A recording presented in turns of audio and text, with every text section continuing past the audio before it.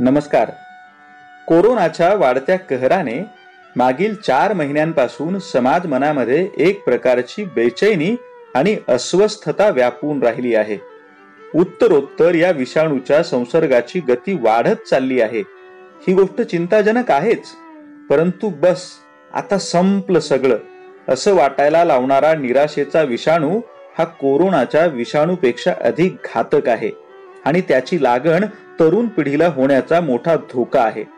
अशा वेळी या निराशेच्या संसर्गापासून तरुणाईला वेगळे काढून त्यांच्यामध्ये काळाला कृतिशील प्रतिसाद देत जाण्याचा दुर्दम्य आशावाद निर्माण करता येतोय का, हा हेतू मनात ठेवून दिनांक 1 मे 2020 रोजी प्रेरणेचा प्रवास ही मालिका सुरू केली. या मालिकेच्या पहिल्या पर्वाच्या समारोपाचा आजचा भाग. या 25 भागांच्या मालिकेत उद्योग क्षेत्र, शिक्षण क्षेत्र, माध्यम क्षेत्र, कला क्षेत्र, वैद्यकीय क्षेत्र, समाजसेवेचे क्षेत्र अशा समाजातील निरनिराळ्या क्षेत्रांमधील बदलत्या घडामोडींचे चिंतन केले गेले आहे. या वेगवेगळ्या क्षेत्रांमध्ये आपल्या कर्तृत्वाची नाममुद्रा उमटवलेल्या मान्यवरांनी आपल्या कमालीच्या व्यस्त दिनक्रमातून आमच्यासाठी वेळ काढून आपले अनुभव तसेच चिंतन आमच्या सोबत वाटून घेतले, मनमोकळे हितगुज केले. याबद्दल मराठी विभाग, यशवंत महाविद्यालय नांदेड आणि कल्पक विद्यार्थी समूह यांच्या वतीने आम्ही त्यांच्या प्रती कृतज्ञता प्रकट करतो. संस्थेचे सर्व सन्माननीय पदाधिकारी, महाविद्यालयाचे माननीय प्राचार्य, विभागाच्या प्रमुख, अन्य प्राध्यापक वृंद या सगळ्यांच्या शुभेच्छांचे बळ प्रस्तुत उपक्रमाच्या पाठीशी होतेच, परंतु विविध क्षेत्रातील मान्यवरांना संपर्क करण्यापासून ते हा उपक्रम अधिक कसा दर्जेदार होईल यासाठी आस्थापूर्वक योगदान देणारा हक्काचा मित्रपरिवार सतत सोबत होता. आणि सगळ्यात महत्वाचे म्हणजे या संपूर्ण उपक्रमाच्या पाठीचा कणा म्हणजे आमचे विद्यार्थी. कल्पक विद्यार्थी समूहातील 80 विद्यार्थी आणि समर्पित भावनेने सतत कार्यरत असलेले सर्जक समूहातील विद्यार्थी ही प्रेरणेच्या प्रवासाची खरी ताकद राहिलेली आहे. झाडासारखे सोबत असणारे विद्यार्थी आणि पहाडासारखे पाठीशी असलेले मित्र यांच्या बळावरच अतिशय मर्यादित संसाधनांच्या आधाराने आम्ही हा उपक्रम राबवू शकलो. वेगवेगळ्या पातळीवरच्या अनेक मर्यादा या उपक्रमात होत्या याची आम्हाला जाणीव आहेच, परंतु येणाऱ्या काळात या उणीवा दूर करण्याचा आम्ही निश्चितच प्रयत्न करू.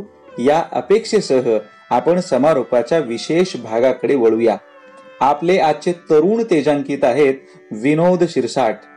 साने गुरुजींच्या नंतर आचार्य जावडेकर, रावसाहेब पटवर्धन, यदुनाथ थत्ते, नानासाहेब गोरे, वसंत बापट, ग प्र प्रधान आणि नरेंद्र दाभोळकर अशा संपादकांच्या प्रभावळीत तळपणारे तरुण तेजांकित म्हणजे विनोद शिरसाट.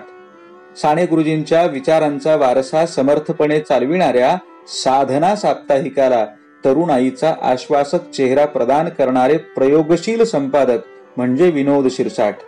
एका सर्वसामान्य कुटुंबातील तरुण प्रतिकूलतेची पर्वा न करता कमालीचे कष्ट आणि पराकोटीची निष्ठा यांच्या बळावर व्यासंग कसा कमावू शकतो याचे आदर्श उदाहरण म्हणून त्यांच्याकडे पाहता येईल. पुस्तकांशी मैत्री, मित्रांशी वादविवाद, मान्यवरांशी चर्चा या सगळ्या मार्गांचा अवलंब करत त्यांनी आपल्या व्यासंगाची खोली वाढवली आहे. परंतु व्यासंगी या एकाच विशेषणाने त्यांच्या व्यक्तिमत्वाचा सगळा परिचय होणारा नाही. प्रयोगशीलता हा त्यांच्या स्वभावातील अत्यंत महत्वाचा गुण आहे. म्हणून तर साप्ताहिक साधनेत युवा स्तंभलेखक असताना त्यांनी थर्ड अँगल आणि लाटा लहरी हे तरुणाईची वैचारिक खळबळ प्रकट करणारे आगळे वेगळे स्तंभलेखन केले. पुढे लेखक म्हणून सम्यक सकारात्मक सारखे वेगळे वैचारिक पुस्तक दिले. याशिवाय वेगवेगळ्या विषयांवरील संपादिक पुस्तकांचा खजिना ही तर त्यांची अद्भुत गोष्ट राहिलेली आहे. त्यानंतर साधनाचे अतिथी आणि पुढे कार्यकारी संपादक झाल्यानंतर मोठा वैचारिक वारसा असलेल्या या नियतकालिकाला नव्या पिढीशी कसे कनेक्ट करता येईल यासाठी त्यांनी वेगवेगळे प्रयोग केले. मग त्यामध्ये युवा दिवाळी अंकाचा प्रयोग असेल, अथवा बालकुमार दिवाळी अंकाचा प्रयोग असेल.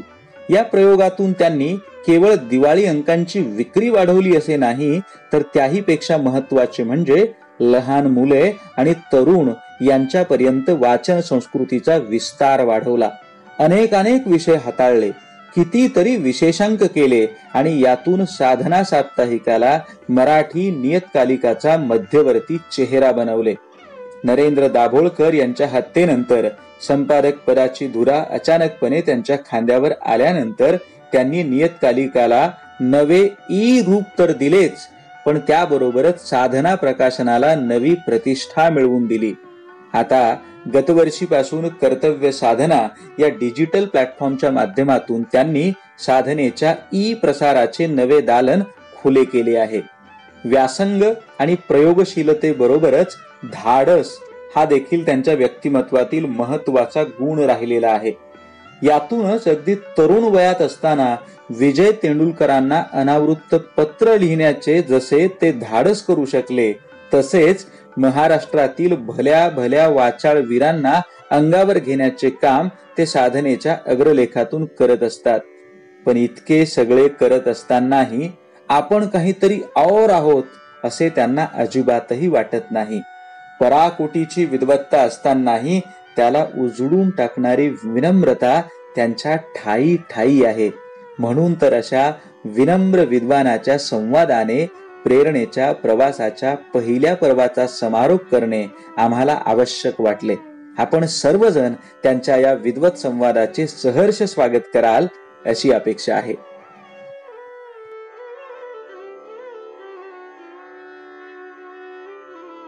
नांदेड येथील यशवंत महाविद्यालयाने प्रेरणेचा प्रवास ही 25 भागांची एक व्याख्यानमाला किंवा भाषणमाला आयोजित केलेली आहे आणि त्यातला आजचा हा समारोपाचा भाग आहे.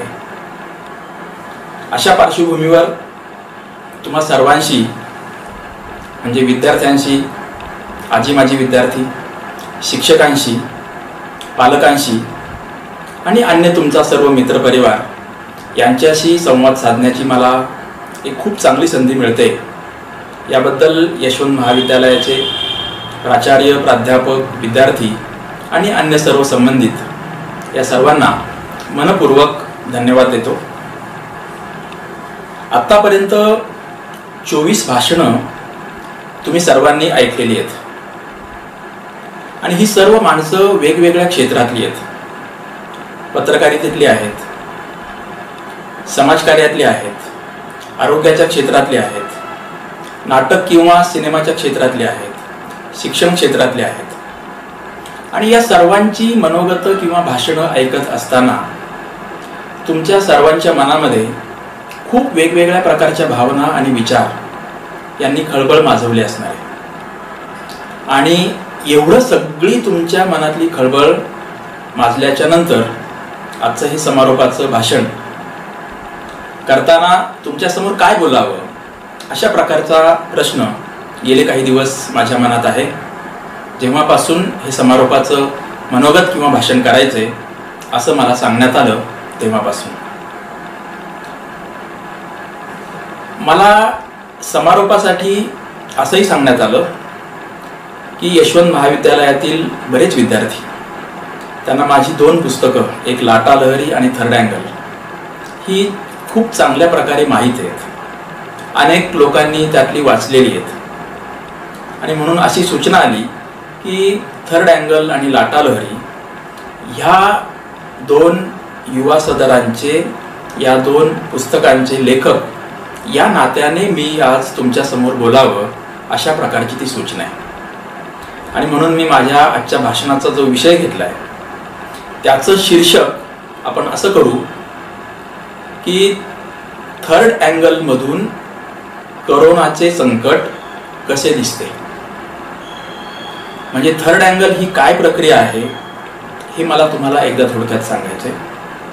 थर्ड अँगल चांगला डेव्हलप करायचा असेल तर काय करायला हवं हा दुसरा भाग मी कदाचित या मनोगतातला म्हणेल. आणि तिसरा, या थर्ड अँगलमधून आजचं कोरोनाचं संकट कसं दिसतं हा भाग असेल. तर हे 3ही भाग प्रत्येकी 8 ते 10 मिनिटात आपण संपवण्याचा प्रयत्न करू. सर्वप्रथम थर्ड अँगल हा काय प्रकार आहे?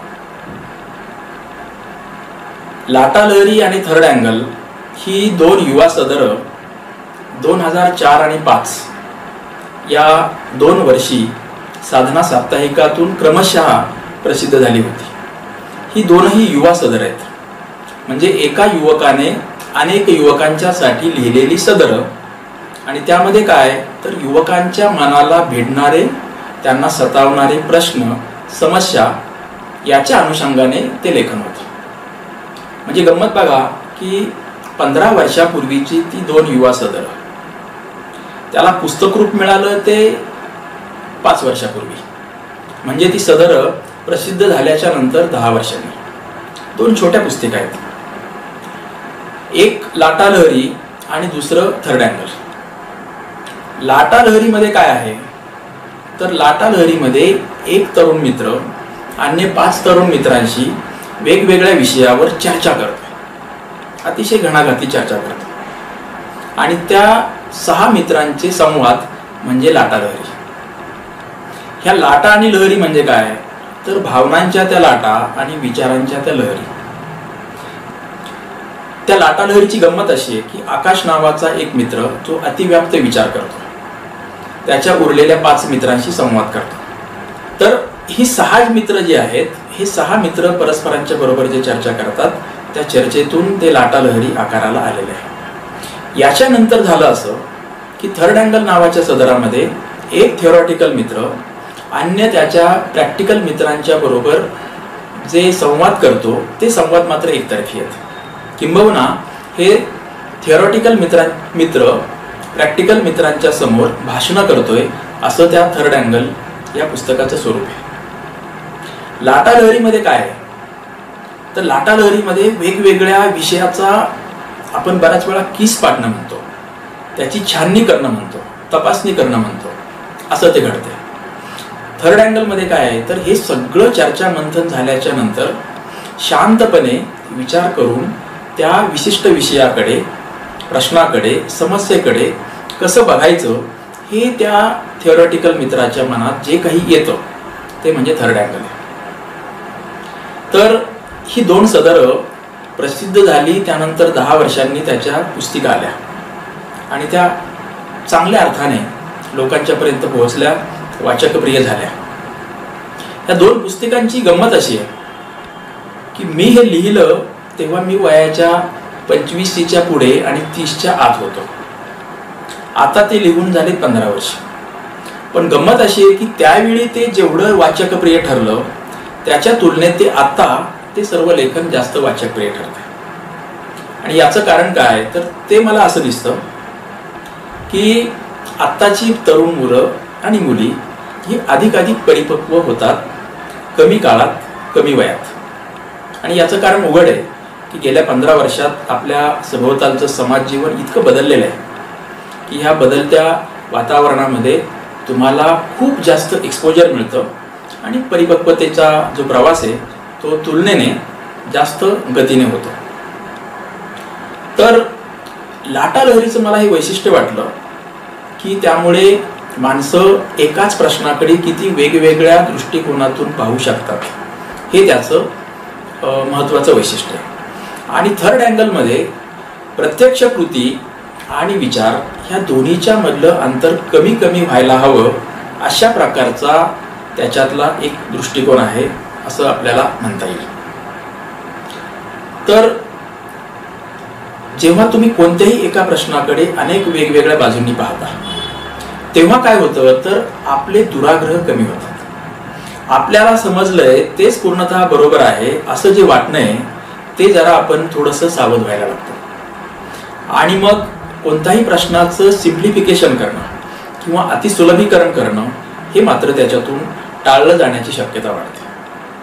तसंच थर्ड अँगलमधून काय होतं तर त्यातून महत्त्वाचा भाग असा घडतो की विचार आणि कृती ह्या दोन्हीच्या मधलं अंतर हे कमी कमी कसं करता येईल या दिशेने माणसाला विचार करण्याची सवय लागू शकते.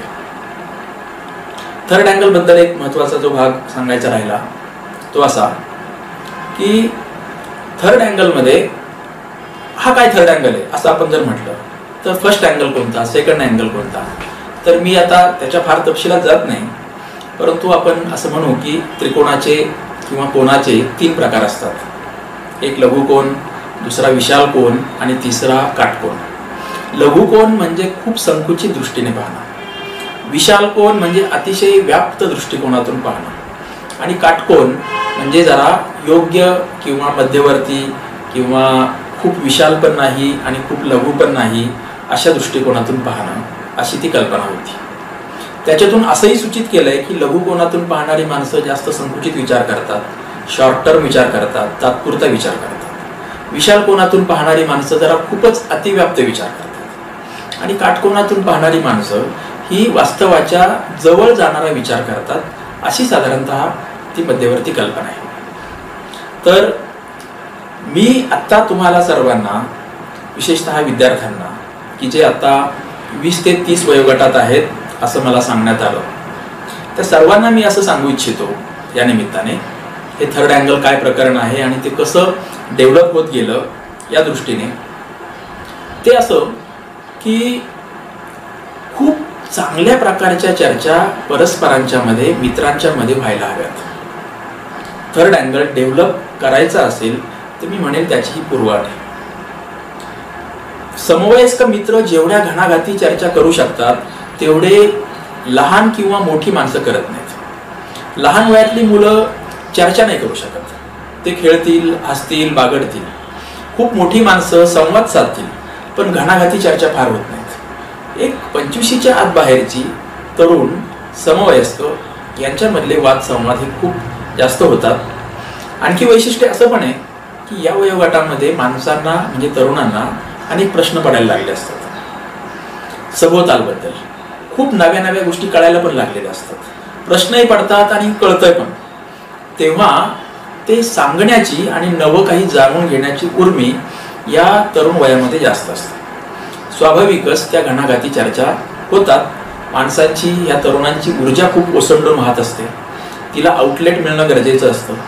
त्याहीमुळे त्या चर्चा खूप बिनधास्त पद्धतीने होत असतात. तर मला स्वतःला असं वाटतं की या चर्चेला खूप चांगलं वळण मिळालं पाहिजे, नाहीतर त्या फक्त टाइमपास गप्पा होतात, त्या चर्चा होत नाहीत. मग चर्चेला चांगलं वळण कधी मिळू शकतं? तुमच्या हातातल्या गोष्टी काय आहेत? एक तर खूप वेगवेगळ्या स्वभावाची मित्र आपल्याला असावीत. मित्र म्हटल्यानंतर हे आपण गृहीत धरतो की ज्यांच्याशी आपली नाळ खूप चांगली जुळते, ज्यांच्याशी सूर जुळतात, त्यांच्याबरोबर आपण जास्त काळ राहतो आणि त्या अर्थाने ते बरोबर आहे. परंतु जगाचा अनुभव येणं, कोणत्याही प्रश्नाच्या किंवा विषयाच्या वेगवेगळ्या बाजू समजणं, यासाठी किंवा एवढ्या पुरते तरी तुम्हाला वेगवेगळ्या प्रकारचे मित्र आवश्यक आहेत. वेगवेगळ्या स्वभावाचे पण असावेत आणि महत्त्वाचं म्हणजे वेगवेगळ्या कार्यक्षेत्रातले असावेत. म्हणजे मी स्वतः जेव्हा पुण्यामध्ये 12वी नंतर गेलो तेव्हा आमचं जे मित्रमंडळ होतं त्यामध्ये किती वेगवेगळ्या क्षेत्रातले होते. इंजिनिअरिंगचे होते, मेडिकलचे होते, ॲग्रिकल्चरचे होते, लॉ करणारे होते, CA करणारे होते, आर्ट्सचे होते, कॉमर्सचे होते, कला क्षेत्रातले होते, विज्ञान शाखेतले होते. इतक्या वेगवेगळ्या क्षेत्रातली मुलं आणि मुली जेव्हा एकत्र येतात, घणाघाती संवाद करतात, तेव्हा ते प्रत्येक तरुण त्यातला किंवा तरुण मुलगी आपापल्या क्षेत्राचं जे काही आकलन आहे ते घेऊन त्या चर्चेमध्ये सामील होतात.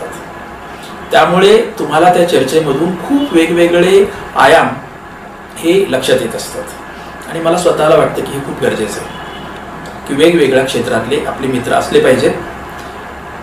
दुसरी पूर्वअट अशी थर्ड अँगल तुमचा चांगला डेव्हलप होण्यासाठीची म्हणजे काटकोन त्रिकोणातून किंवा काटकोनातून बघण्यासाठीची सोय ती अशी की तुम्हाला खूप व्हरायटीचं वाचन करता आलं पाहिजे. राजकारण वाचलं पाहिजे, समाजकारण वाचलं पाहिजे, साहित्य आहे, इतिहास आहे, भूगोल आहे, विज्ञान आहे, तंत्रज्ञान आहे, संत साहित्य आहे, गतकाळाचं आहे, भविष्यकाळातलं आहे, वर्तमानातलं आहे.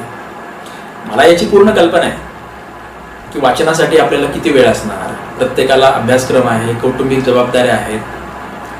परंतु शक्य तेवढं जर वेळ आपण देऊ शकलो आणि ही दीर्घकाळ प्रक्रिया चालू राहिली तर आपल्या हातून कळत नकळत खूप वाचन झालंय असं लक्षात येतं. वाचन ही फार गमतीशीर प्रक्रिया आहे. ती भूमितीच्या वेगाने वाढत असते. तुम्ही थोडं काहीतरी वाचता आणि त्याला पूरक दुसरं काहीतरी वाचता, तेव्हा ते मल्टिप्लाय होत जातं, त्याचा गुणाकार होत जातो.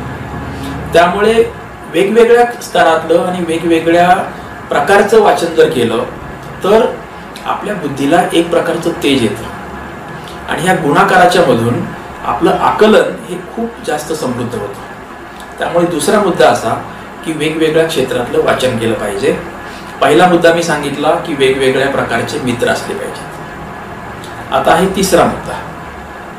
तो तिसरा भाग असा की तुम्हाला खूप वेगवेगळ्या प्रकारचे कार्यक्रम आणि उपक्रम हे अटेंड करता यायला हवेत. तुम्ही राजकीय सभा असेल तिला जायला हवं, गावामध्ये नाटक आणि सिनेमा चांगला असेल तो पाहायला हवा, एखादी विज्ञान परिषद झालेली असेल तिथं उपस्थिती लावली पाहिजे, काहीतरी सामाजिक परिषदा असतील तिथे जायला हवं, छोटे मोठे काही मेळावे असतील ते अटेंड केले पाहिजे, साहित्यविषयक उपक्रम असतील तिकडे जायला हवं, संगीताच्या मैफिली ऐकायला हव्यात, क्रीडा क्षेत्राचं खूप काही काही चालू असतं ते आपल्याला करता यायला हवं. हेही सांगताना आपल्याकडे उपलब्ध असलेला वेळ लक्षात घेऊनच मी हे सांगतोय. परंतु जसजसं आपण त्याच्यात इन्व्हॉल्व्ह होत जातो तसतसं लक्षात येतं की त्याच्यातली गंमत जर आपल्याला यायला लागली त्या कार्यक्रमाची आणि त्याच्यातून आपल्याला जे मिळतं उपलब्ध वेळेमध्ये तो जर आपल्याला समजून घेता आलं आणि आपल्याला जर गोडी वाढली तर अनेक असे कार्यक्रम आहेत की ते खूप कमी वेळात तुम्हाला खूप जास्त गोष्टी देऊ शकतात. म्हणजे तुम्हाला निवड करता येते कोणत्या कार्यक्रमाला जायचं आणि कशाला जायचं नाही, कुठे कार्यक्रमाला वेळ घालवला जाणार आहे आणि कुठला वेळ सत्कारणी लागणार आहे हे तारतम्याने ठरेल. पण मला वाटतं की ही तिसरा एक घटक चांगला आपल्या बाबत घडला पाहिजे. म्हणजे नंबर 1 खूप वेगवेगळ्या प्रकारच्या मित्रांशी चर्चा, नंबर 2 तुमचं खूप वेगवेगळ्या प्रकारचं वाचन आणि नंबर 3 वेगवेगळ्या प्रकारचे कार्यक्रम आणि उपक्रम. ह्या 3 गोष्टी जर 25च्या आत बाहेरच्या 5-7 वर्षांच्या टप्प्यावर झाल्या तर तुमचा थर्ड अँगल खूप चांगल्या पद्धतीने डेव्हलप होईल याच्याबद्दल माझ्या मनात शंका नाही. हा थर्ड अँगल डेव्हलप झाला याचा कसा अर्थ घ्यायचा की एखाद्या माणसाकडे थर्ड अँगल डेव्हलप झाला की नाही, तर त्याची साधे निकष आहेत. एखादा माणूस कोणत्याही प्रश्नाकडे अनेक वेगवेगळ्या बाजूंनी पाहत असेल तर समजायचं की याचा थर्ड अँगल काही प्रमाणात डेव्हलप झाला. एखादा माणूस माझं म्हणणं आहे तेच कसं खरं आहे याच्याबद्दल खूप आग्रही राहिला तर समजायचं की हा अजून खूप वेगवेगळ्या बाजूंनी पाहत नाही. एखादा माणूस खूप संकुचित विचार करत असेल तर याचा थर्ड अँगल पुरेसा डेव्हलप झालेला नाही. एखादा माणूस खूप भाबडा असेल, अतिव्याप्त विचार करत असेल तर समजायचं की याचा थर्ड अँगल पुरेसा डेव्हलप झालेला नाही. थर्ड अँगल डेव्हलप होणं याचा अर्थच वास्तवाच्या जास्तीत जास्त जवळचा विचार करणं, कृती आणि विचार ह्या दोन्हीच्या मधलं अंतर कमी करणं. रॅशनॅलिटी असा शब्द त्याला वापरता येईल. मी असं म्हणेल की थर्ड अँगल डेव्हलप झालेल्या माणसाच्याकडे आत्मविश्वास असतो. तो आत्मविश्वास मला काय येतंय यातून पण आलेला असतो. त्याच वेळी मला काय येत नाही किंवा कोणतं कार्यक्षेत्र माझं नाही हे तो आत्मविश्वासाने सांगू शकतो. त्याच वेळी तो नम्र होतो. आत्मविश्वास असणारी माणसं ही पुरेशी नम्र असतात. गरज असेल वेळ प्रसंगी ती आक्रमक होतात याबद्दल शंकाच नाही. पण मूलतः आत्मविश्वास असणारी माणसं, वास्तव कळलेली माणसं जास्त शांत, जास्त सुसंस्कृत, जास्त संयमी, जास्त कठीण काळामध्ये शांतपणे विचार करणं, मार्ग काढणं अशा प्रकारची ही माणसं असतात. तर मी असं म्हणेल की लघुकोण आणि विशाल कोण हे दोन्ही मधून येणारी माणसं ही काही वेळा त्रासदायक त्यांना स्वतःला वाटतं. कठीण प्रसंगाचा सामना करणं हे त्यांच्या दृष्टीने अवघड जातं. दोन्ही पण. तर म्हणून आपल्याला काटकोन किंवा थर्ड अँगल हा आपला डेव्हलप झाला पाहिजे. तो डेव्हलप झाला की पुढची आपली वाटचाल ही बरीचशी सोपी होण्याची शक्यता असते.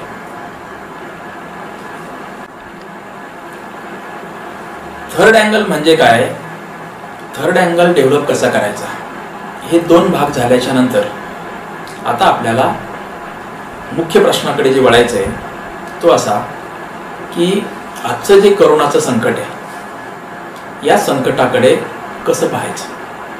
किंवा थर्ड अँगलमधून पाहिलं तर कोरोना संकट कसं दिसतं. आता मी सुरुवातीलाच स्पष्ट केलं की थर्ड अँगल हा वास्तवाच्या जास्तीत जास्त जवळ घेऊन जातो. पूर्ण वास्तव दाखवतो असा दावा मी करणार नाही, कारण एकूणच मानवी जीवन व्यवहार हा इतका प्रचंड गुंतागुंतीचा असतो की पूर्ण सत्याचं आकलन होणं हे अशक्य असतं. म्हणून सत्याच्या आणि वास्तवाच्या जवळ जाण्याचा आपल्याला प्रयत्न करायचा असतो. म्हणजेच आपण सम्यक सकारात्मक दृष्टिकोनातून बघणं, सर्व बाजूंचा शक्य तेवढा विचार करणं आणि वास्तवाच्या जवळ जाणं. आता गेली जवळपास 4 महिने कोरोना संकटाने संपूर्ण भारताला पूर्णतः वेठलेले. जगाचा विचार केला तर 6 महिने होऊन गेलेले आहेत. संपूर्ण जग कोरोना संकटाच्या भीतीखाली आहे. कोरोना हे ज्ञात इतिहासातलं, ज्ञात म्हणजे माणसाला जे काही ज्ञात इतिहास आहे जो काही शतकांचा आहे, या शतकांच्या इतिहासात अख्खं जग जवळपास बंद होणं किंवा मंद गतीने चालणं किंवा कामापुरतं चालू राहणं असं ज्ञात इतिहासात कधी घडलेलं नाही. त्यामुळे तुम्ही आणि आम्ही सर्व अशा क्षणाचे आणि अशा कालखंडाचे साक्षीदार आहोत की कदाचित आपल्याला पुढच्या काही वर्षानंतर असं सांगता येईल की जग थांबलं होतं, तो कालखंड आम्ही पाहिलेला आहे. शब्दशः थांबलं होतं असं म्हणणार नाही, परंतु ज्या अर्थाने गती जगाला होती त्या तुलनेत आताचं थांबणं असंच आपल्याला म्हणावं लागेल. तर हे जे पूर्ण जागतिक पातळीवरचं संकट होतं, हे संकट इतकं अनपेक्षितपणे उद्भवलं की कोणालाही त्याची पूर्वतयारी करायला वेळ मिळाला. हे संकट काय आहे याचाही अंदाज खूप उशिरा यायला लागला. हे संकट भयानक आहे याच्याबद्दल हळूहळू पण जागृती पूर्ण जगभर व्हायला लागली. पण गंमत अशी आहे की तब्बल 6 महिन्यानंतरही या संकटावर ठोस उपाययोजना नाही. हे कशामुळे उद्भवलं याच्याबद्दलही ठोसपणे सांगता येत नाही. आतापर्यंतच्या 6 महिन्यात ठोस उपाययोजना नाही. हे किती काळ चालू राहणार आहे याच्याबद्दलही कोणालाही निश्चितपणे काही सांगता येत नाही. गंमत लक्षात घ्या, लॉकडाऊन सारखे शब्द आपल्याला 6 महिन्यापूर्वी अजिबात माहीत नव्हते. टाळेबंदी ही एखादी कंपनी बंद पडणं किंवा एखादा व्यवसाय बंद पडणं इतक्या मर्यादित अर्थाने वापरला जात होता. आता आपण अख्खा देशाला टाळेबंदी हा शब्द आपल्या खूप परिचयाचा झाला. तर ही जी वेळ आली आणि अजूनही किती काळ चालू राहणार आहे हे आपल्याला माहित नाही. सर्व केंद्र सरकार आणि राज्य सरकार निर्णय घेत आहेत, प्रशासन चालू आहे, परंतु त्याच्यामध्ये त्यांना सगळ्या गोष्टी कळल्यात आणि त्यानंतर ते निर्णय घेत आहेत असं नाही.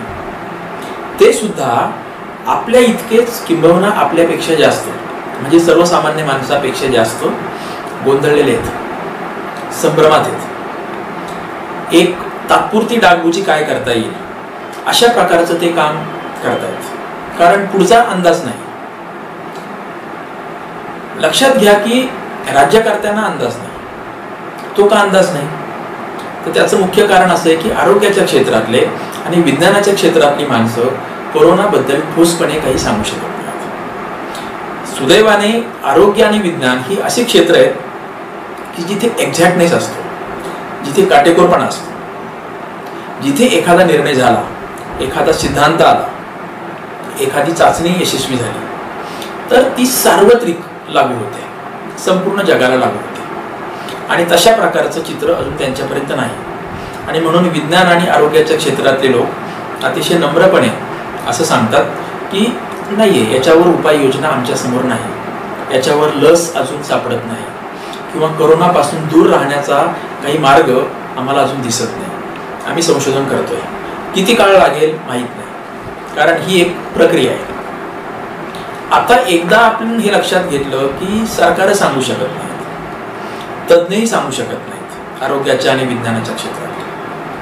आणि संकट नुसतं आरोग्यापुरतं राहिलेलं नाही, म्हणजे शारीरिक आरोग्यापुरतं राहिलेलं नाही. या संकटाचा सगळ्यात मोठा परिणाम हा आर्थिक क्षेत्रावर झाला आहे. अर्थकारण अख्ख्या जगाचं कोलमडण्याच्या स्थितीमध्ये आहे. आता डागडुजी चालू आहे, कसं बसं चालू आहे, परंतु जेव्हा हे सगळं खुलं होईल आणि अजून काही काळ लोटला जाईल तेव्हा जगाच्या अर्थव्यवस्थेचं काय करायचं हा प्रश्न सगळ्यांना खूप जास्त सतावणार आहे, जो आत्ताही सतावतोय. पुढची गंमत अशी आहे की हे इतकं अनपेक्षितपणे ओढवलेलं आहे की याच्यातून नेमकं आर्थिक नुकसान काय झालंय, कसं झालंय याचा अंदाज आर्थिक क्षेत्रातल्या तज्ज्ञांना येत नाही. आणि याच्यावर उपाययोजना काय असू शकेल हेही त्यांना आत्ता सांगता येत नाही. म्हणजे जसे राज्यकर्ते गोंधळलेले संभ्रमातले आहेत तसंच आर्थिक क्षेत्रातले तज्ज्ञ सुद्धा गोंधळात किंवा संभ्रमात आहेत. तिसरा मोठा परिणाम काय झालाय? तिसरा परिणाम झालाय लोकांच्या मानसिकतेचं काय. अजूनही सुदैवाने खूप मोठे दंगे धोपे झालेले नाहीत, खूप मोठे सामाजिक उद्रेक भारतात किंवा अन्य देशातही कोरोना संकटामुळे झालेले नाहीत. म्हणजे लोकांनी आपलं अजून मानसिक आरोग्य सांभाळलेलं आहे. पण हे झालं मोठ्या प्रमाणात आपण बघतो तेव्हा मॅक्रो लेव्हलवर. पण छोट्या छोट्या स्तरावर माणसांच्या मनात निर्माण झालेली भीती, मग ती भीती आपल्या स्वतःच्या शारीरिक आरोग्याचं काय, आपल्या कुटुंबाचं काय, आपल्या उद्योग आणि व्यापाराचं काय, आपल्या मुलांच्या शिक्षणाचं काय, आपल्या एकूण भविष्याचं काय, आपल्या नोकरीचं किंवा रोजगाराचं काय, हे सगळ्याचा ताण जसजसा वाढत जाईल तसतसं मानसिक स्तरावर सुद्धा खूप मोठे प्रश्न निर्माण होण्याची शक्यता आहे. आणि त्याबद्दलही मानसशास्त्राच्या क्षेत्रातील तज्ज्ञ लोक फार ठोसपणे काही सांगू शकत नाहीत. आणि त्याचंही कारण की अशा प्रकारचं जागतिक संकट इतक्या अनपेक्षितपणे येऊन आदळणं आणि इतका दीर्घकाळ चालणं हे त्यांनाही यापूर्वी कधी अनुभवायला आलेलं नाही. म्हणजे हे तिसरं एक क्षेत्र असं आहे. चौथं आणि पाचवं जर म्हटलं तर सामाजिक काम करणारे लोक आणि राजकीय काम करणारे लोक हे सुद्धा मागचे 4 महिने भारतामध्ये आणि जागतिक स्तरावर कमी अधिक प्रमाणात 6 महिने हे सगळं ठप्प झाल्यासारखं आहे. त्यामुळे ते सुद्धा गडबडून गेलेले आहेत की समाजाची घडी आणि राज्यव्यवस्थेची घडी जर विस्कटणार असेल तर ती परत कशी बसवायची, किंवा उसवसलेली असेल, उसवलेली असेल तर ती कशी शिवायची. म्हणजे आता हे सगळी जर गुंतागुंत पाहिली तर सर्व विशेषतः तरुण वर्गाला त्याच्याबद्दलची चिंता, काळजी जास्त वाटणं हे अगदी स्वाभाविक आहे. कदाचित मोठ्या लोकांना जास्त वाटत असेल तरुणांच्या पेक्षा. तरुणांना एवढेही अजून त्याची व्याप्ती लक्षात आलेली नसेल.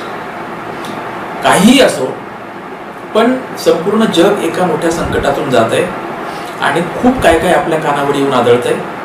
सभोवतालची माणसं सांगतात, टी व्हीवरून तज्ज्ञ सांगतात, शाळा कॉलेजमधले लोकही सांगतील, कोणालाही ठोसपणे सांगता येत नाही आणि खूप आपला गोंधळ होऊन जाईल अशा प्रकारचं चित्र सर्वांच्या मनात.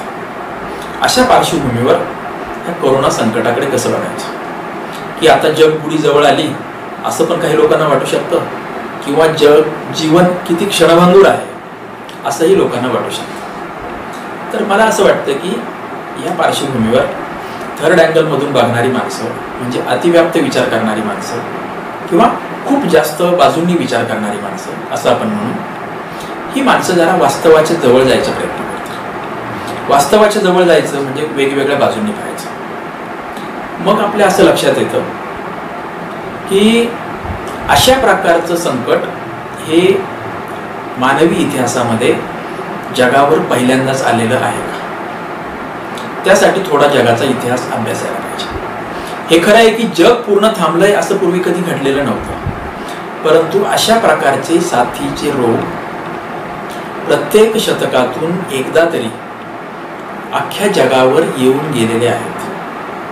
म्हणजे 1917 ते 20 अशी 3 वर्ष जगभरामध्ये स्पॅनिश फ्लू नावाचा अशाच प्रकारचा आजार भोंगावत होता. आणि तो 3 वर्ष का राहिला तर आजच्या इतकी मोबिलिटी त्यावेळेच्या जगाची नव्हती. त्यामुळे एका विशिष्ट प्रदेशात आला की त्याचा फैलाव दुसऱ्या प्रदेशात व्हायला वेळ लागत होता, कारण माणसांचं आदान प्रदानही कमी होतं, कमी गतीने होतं. दुसऱ्या देशात जायला आणखी थोडा वेळ लागायचा, का तर परदेशातलं आदान प्रदान हे आणखी कमी गतीने होत होतं. आणि म्हणून ते 2-2, 3-3 वर्ष चाललं. मात्र संपूर्ण जगाला स्पॅनिश फ्लूने विळखा घातलेला होता. त्याच्यामध्ये एकट्या भारतामधली जवळपास 1 कोटी, काहींचे अंदाज असेल की जास्त, एवढी माणसं मृत्युमुखी पडलेली आहेत. त्याच्या आधी जेमतेम 25 वर्ष, म्हणजे 1895 ते 97-98 या काळामध्ये प्लेगची साथ ही सुद्धा जगाला पूर्ण वेढावून टाकणारी होती. आणि त्या साथीमध्ये सुद्धा भारतातले 1 कोटीपेक्षा जास्त माणसं मृत्युमुखी पडलेली आहेत. म्हणजे प्लेगची साथ ही 1895च्या नंतर आलेली आणि 1920च्या आधी आलेली ती स्पॅनिश फ्लूची साथ, ह्या दोन्हीमध्ये भारत देशाने 1 कोटीपेक्षा अधिक माणसं गमावलेली आहेत. कितीतरी माणसं जायबंदी झालेली आहेत. त्यावेळी सुद्धा अर्थकारण आपल्या देशाचं कोलमडलेलं होतं. आरोग्याच्या, मानसिक आरोग्य, शारीरिक आरोग्य, सामाजिक आरोग्य हे सर्वांच्यावर परिणाम झालेला होता.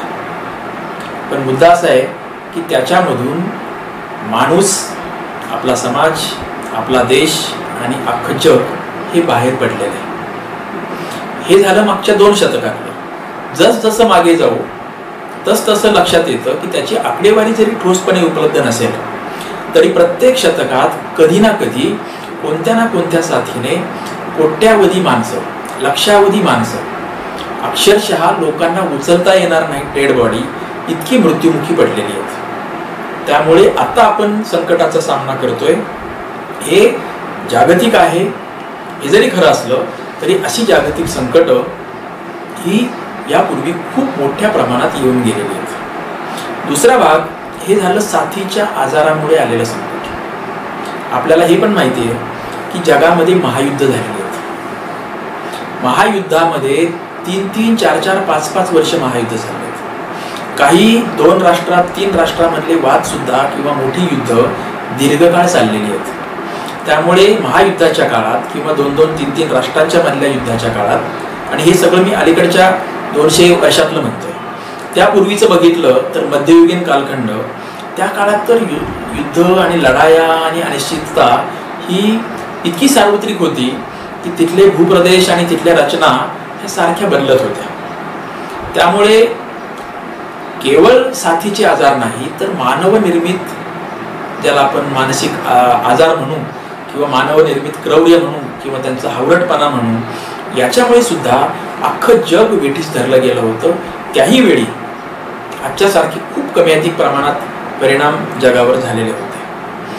आणि छोट्या छोट्या स्तरावर जर पाहिलं, प्रादेशिक स्तरावर, तर महापूर येणं, भूकंप होणं, चक्रीवादळ येणं, दुष्काळ पडणं हे तर सातत्याने होत आलेलं आहे. खूप मोठ्या भूभागाला या सगळ्याचा फटका बसलेला आहे या नैसर्गिक संकटाच्यामुळे.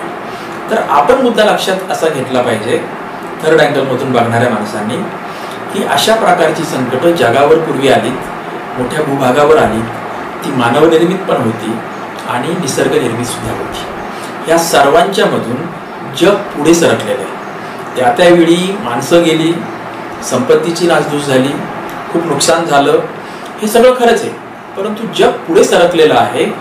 शतकानुशतकं, काही हजारो वर्ष असा हा जगाचा रहाटगाडा चालू आहे आणि तो यानंतरही चालू राहणार आहे. त्याच्यामुळे करोना संकट अजून 4 महिन्यांनी संपेल का 6 महिन्यांनी संपेल हे जरी कमी अधिक प्रमाणात अनिश्चित असलं तरी हे संपणार आहे आणि हा जगाचा गाडा पुढे जाणार आहे. हा आपला थर्ड अँगल. आपला जर मागचा इतिहास पाहिला, काळाच्या कॉन्टेक्स्टमध्ये जर विचार केला तर आपल्याला ते सांगतो आणि आपल्याला थोडा रिलीफ देतो की हो, जग पुढे काही आलेली नाहीये आणि याच्याही पेक्षा खूप मोठ्या प्रमाणातलं नुकसान पूर्वीच्या काळात झालेलं आहे. त्या तुलनेत आत्ताचं नुकसान कमी आहे. त्या तुलनेत आता आपल्याकडे असलेल्या सुविधा जास्त आहेत. त्या तुलनेमध्ये आता पुन्हा जगाला उभारी घेण्यासाठीची अनुकूलता ही जास्त आहे. एकदा हे लक्षात घेतलं की मग आपल्याला थोडा रिलीफ मिळतो. थर्ड अँगल मधून बघताना दुसरा एक मला महत्त्वाचा भाग पुन्हा एकदा माहितीचाच असलेला पण लोकांच्या नजरेसमोर येत नाही बराच वेळा, तो मांडला पाहिजे. तो असा की ह्या सगळ्या विश्वामध्ये पृथ्वी नावाचा हा असा एकमेव ग्रह आहे की जिथे जीवसृष्टी आहे. अन्यत्र कुठे असेल तर त्याचा अजून शोध लागलेला नाही, परंतु विज्ञान गेली 500 वर्ष तरी जीवसृष्टीचा शोध घेण्याचा प्रयत्न करते आणि सापडलेला नाही. ह्या पृथ्वी नावाच्या ग्रहावर 71% पाणी आहे आणि 29% भूभाग आहे. हे आपण आपल्या प्राथमिक शाळेमध्ये शिकलेलो असतो. 71% पाणी आहे त्याच्यातले प्रामुख्याने समुद्र आहे. ह्या पाण्यामध्ये जीवसृष्टी आहे, वनस्पती आहेत हजारो प्रकारच्या, आणि मासे आणि अन्य प्राणी हजारो प्रकारचे. म्हणजे 71% या पृथ्वीवरचा भाग असा आहे की जो आपल्याला ज्ञातच नाहीये. आपण समुद्र नुसता वरून पाहिलेला असतो. समुद्राच्या खोलात, आणि तोही जगभरातला सगळा समुद्र, इथली जी सृष्टी आहे ती माणसाची जर 30% असेल, 29% असेल, तर ती त्या भागातली 70%. तिथली जीवसृष्टी ही किती मोठं विश्व आहे. दुसरा भाग असा की जो 29% भूभाग आहे त्याच्यामध्ये जवळपास 1/3 भाग किंवा त्याही पेक्षा जास्त हा जंगलाने व्याप्त आहे. घनदाट जंगल, अमेझॉन सारखी. त्या जंगल प्रदेशामध्ये आपला वावर खूप कमी आहे. त्या जंगलामध्ये हजारो प्रकारचे प्राणी आहेत. खूप मोठे आहेत, वाघ सिंहासारखे, खूप लहान आहेत, मुंगी आणि फुलपाखरासारखे. तिथली जीवसृष्टी हे एक मोठं विश्व आहे. तिसरा भाग जर बघितला तर पक्षीची सृष्टी आहे.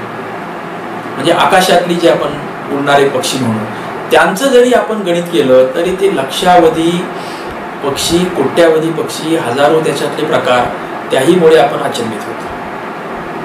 परत सूक्ष्म जीवसृष्टी ही जर आपण पाहिली तर तेही अचंबित करणारे विश्व आहे. त्यामुळे मी असं म्हणेल की मानवी जीवसृष्टीचा विचार करताना जसं काही या पृथ्वीवर आपणच फक्त आहोत, माणसंच आहोत, असं आपण कळत नकळत समजून चालत असतो. परंतु लक्षात घेतलं पाहिजे की लक्षावधी स्पेसीस पैकी माणूस ही एक महत्त्वाची स्पेसी आहे, महत्त्वाची प्राणीसृष्टीतली एक महत्त्वाची घटक संस्था आहे. मात्र ह्या सगळ्या लक्षावधी प्राण्यांच्या पेक्षा माणसाचं वेगळेपण काय? ते वेगळेपण हे सांगतं की माणसाचा मेंदू प्रगत आहे. अन्य प्राण्यांचा मेंदू माणसाच्या काही अंशा इतका सुद्धा प्रगत नाही. आणि म्हणून झालंय असं की अन्य प्राणी काही शतकं किंवा काही हजार वर्ष ज्या पद्धतीने जगत होते तसेच आजही जगतात. माणूस मात्र काही शतकांचा माणूस आणि आजचा माणूस याच्यामध्ये जमीन आसमानाचा फरक आहे. कदाचित प्राणी त्यावेळी जसा दिसत होता तसाच दिसत असेल. माणूस काही शतकापूर्वी आणि आजचा याच्या दिसण्यामध्ये फार फरक नाही. मात्र कोणत्याही प्राण्याने आपली गुहा किंवा आपलं घरटं याच्यामध्ये काही विकास केल्याचं तुम्हाला दिसणार नाही. माणसाने मात्र आपला सभोवताल किती प्रचंड प्रमाणात बदलून टाकला. जगातलं किती मोठं आदान प्रदान झालं. सागराच्या तळाशी जाणं आणि वर चंद्रापर्यंतची सफर करणं हे माणसाने केलं. आणि सभोवतालची सृष्टी एवढी वाढवली. मग त्याच्यात भाषा जन्माला आल्या, विज्ञान आलं, उद्योग व्यापार आले, शेती विकसित झाली, शिक्षणासारखे कितीतरी विद्याशाखा विकसित झाल्या. हे सगळं माणसाच्या मेंदूच्या बळावर झालेलं आहे. आणि म्हणून माणूस एका बाजूला खूप दुर्बल प्राणी असला, हजारो लक्षावधी अन्य प्राण्यांच्या पैकी एक असला, तरी तो सर्वश्रेष्ठ आहे तो त्याच्या मेंदूच्या बळावर. आता हा एकदा आपण मुद्दा लक्षात घेतला की मग पुन्हा एकदा आपल्याला ह्या निष्कर्षावर यावं लागतं की आपला मेंदू अधिकाधिक विकसित झाला पाहिजे. आणि मेंदू अधिक विकसित होणं म्हणजे काय, तर त्याचे पुन्हा एकदा थर्ड अँगल आणि लाटा लहरीकडे यावं लागेल. माणसाच्या मेंदूमध्ये भावना आणि विचार या दोन्हीचाही उगम होतो. आणि माणसाची सगळे निर्णय प्रक्रियेमध्ये भावना आणि विचार याचं संतुलन किती साधता येतं त्याच्यानुसार माणसाचा तो बॅलन्स राहतो. आणि दुसरा घटक येतो विचार आणि कृती. मनात विचार आलाय आणि कृती, ह्या दोन्हीच्या मध्ये पुरेसं तारतम्य असणं, पुरेसा संबंध असणं, कमीत कमी त्याच्यातली दरी असणं, असं घडता आलं तर समजायचं की माणसाने आपल्या मेंदूचा खूप चांगला वापर केलेला आहे. प्लेगचा साथ असेल किंवा कॉलरा असेल, देवी असेल, आणि कितीतरी पूर्वीची साथीचे आजार असे होते की त्यामुळे माणसांच्या अक्षरशः रांगा लागायच्या मृत्यूच्या. आणि आता एक एक इंजेक्शन घेतलं किंवा लस घेतली की त्याच्यापासून तुमचं आयुष्यभर बचाव होतो. असंच करोनाच्या संदर्भात होणारे, त्याला किती काळ लागेल, काही महिने लागतील का कदाचित वर्ष लागेल हे माहीत नाही. परंतु पूर्वीचा इतिहास पाहिला तर प्रत्येक साथीवर लस निघालेली आहे. ती दीर्घकालीन प्रक्रिया असते, अख्ख्या जगाला जर लागू करायची असेल, ती यशस्वी व्हायची असेल, तर तिच्यावर पुरेसं संशोधन होणं, त्याच्या पुरेशा चाचण्या घेता येणं हे घडायला पाहिजे. आणि ते घडण्याची प्रक्रिया आज ना उद्या होणार आहे. त्यामुळे ह्या कदाचित अजून काही महिन्यांनी असं होईल की करोनासारखा आजार झालेला माणूस जर हॉस्पिटलमध्ये गेला, त्याला पटकन एक इंजेक्शन दिलं की तो इतका नॉर्मल होऊन जाईल की त्याला काहीही अडचण येणार नाही. आणि हा काळ दूर नाही असा आपला गत इतिहास सांगतो, असं आपल्याला थर्ड अँगलमधून लक्षात येतं. त्यामुळे मी म्हणेल की आपल्या सर्व तरुण मित्रांनी आत्ताच्या या काळात स्वतःचा धीर एकवटून आपल्या भावना आणि विचार यांचं संतुलन राखून विचार आणि कृती या दोन्हीच्या मध्ये तारतम्य राहील अशा प्रकारची दक्षता घेऊन स्वतःचा आवाका वाढवला पाहिजे. चांगल्या चर्चा केल्या पाहिजेत, कार्यक्रम उपक्रम केले पाहिजेत, वाचन केलं पाहिजे, आपला बेस पाया जो आहे तो पक्का करायला पाहिजे. हे सगळं जर झालं तर माणसांचं फ्रस्ट्रेशन येणार नाही, अस्वस्थता वाटेल, चिंता वाटणार नाही खूप मोठ्या प्रमाणात, माणूस सैरभय होणार नाही. काळजी वाटेल, स्वाभाविक आहे, शेवटी माणसाच्या प्रवृत्ती आहेत, परंतु माणूस फ्रस्ट्रेशन येऊन जाईल आणि या जगात आणि जगण्यात काहीच अर्थ नाही अशा प्रकारची भावना मात्र त्याच्या मनात येणार नाही. जर हे सगळं आपण वास्तवाच्या जवळ जाणारा विचार करू शकलो, त्या प्रकारचं आपलं आकलन झालं तर, आणि ते करणं म्हणजेच थर्ड अँगल. त्यामुळे थर्ड अँगल ही काहीतरी मी तुम्हाला खूप वेगळी, अफलातून, जगाच्या वेगळी अशी काहीतरी जादूची कांडी देतोय असं नसून, मी आत्ताच्या माझ्या या सगळ्या मनोगतात आपल्या सभोवतालाबद्दल आणि कमी अधिक प्रमाणात परिचित असलेल्याच गोष्टी फक्त एकत्रित समोर आणणं आणि लोकांना आपल्या सभोवताली बघायला प्रवृत्त करणं, त्याच्यातून वास्तवाच्या जवळ जाता येणं, अशा प्रकारचं हे सगळं विवेचन होतं. मला याची खात्री आहे की मागची 24 भाषणं तुमच्यापैकी बहुतेकांनी ऐकली असतील, काहींनी कमी ऐकली असतील. त्या सर्व 24 भाषणांच्या मधून सुद्धा तुम्हा सर्वांना ज्या प्रकारची प्रेरणा मिळाली असेल, त्या सर्वांचा सारांश आणि मी जो आत्ता काही सांगायचा प्रयत्न केला आहे हा सारांश दोन्हीचा एकच आहे. त्यामुळे ही सर्व व्याख्यानमाला तुम्हाला दीर्घकाळ प्रेरणा देत राहील, तशी ती प्रेरणा मिळत राहावी. तुम्हाला कोणालाही फ्रस्ट्रेशन येऊ नये, काळजी चिंता वाटली तरी ती थोडा काळ राहावी. सभोवताली बघायला ह्या सगळ्या भाषणांचा आणि ह्या प्रेरणांचा प्रवास उपयुक्त ठरावा अशा प्रकारच्या शुभेच्छा देतो आणि थांबतो. पुन्हा एकदा तुमच्या या सर्व उपक्रमामध्ये मला सहभागी करून घेतलं त्यासाठी यशवंत महाविद्यालयाचे प्राचार्य, प्राध्यापक आणि अन्य सर्व संबंधित यांना धन्यवाद.